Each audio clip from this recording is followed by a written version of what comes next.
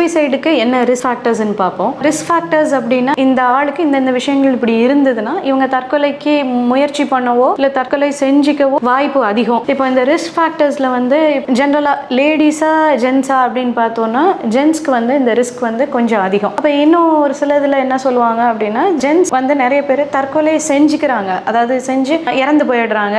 ஆனால் வந்து விமனில் வந்து அட்டெம்ப்ட்ஸ் வந்து அதிகம் அப்படின்னு ஒரு ஸ்டாட்டிஸ்டிக்ஸ் இருக்கு. அதே மாதிரி ஏஜ் அப்படின்னு பார்த்தோம்னா ஏஜ் ஜென்ரலி வந்து அந்த மோஸ்ட் ப்ரொடக்டிவ் ஏஜ், அதாவது ஒரு 25 வயசுலேருந்து ஒரு 45 வயசு வரைக்கும் இந்த மோஸ்ட் ப்ரொடக்டிவ் ஏஜில் தான் வந்து இந்த சூசைட்ஸ் அதிகமாக நடக்கும். ஆக்சுவலாக சொல்ல போனால் இப்போ இந்த யங் அடல்ட்ஸில் வந்து suicide is the second most common reason of death. First வந்து ஆக்சிடென்ட்னு எடுத்துக்கிட்டோம்னா செகண்ட் காஸ் ஆஃப் டெத்ன்னு பார்த்தோம்னா அது வந்து சூசைடாக இருக்கும். இப்போ 20 வயசுக்கு கீழே இருக்கிறவங்கள சூசைடு இருக்குமா அப்படின்னா அதுவும் இருக்கு. இப்போ கூட ரீசெண்டாக வந்து ஒரு 2 நாள் முன்னாடி ஏதோ ஒரு ஊரில் ஒரு 9 வயசு குழந்தை வந்து தற்கொலை பண்ணிச்சுன்னு ஒரு நியூஸ் பார்த்தேன்.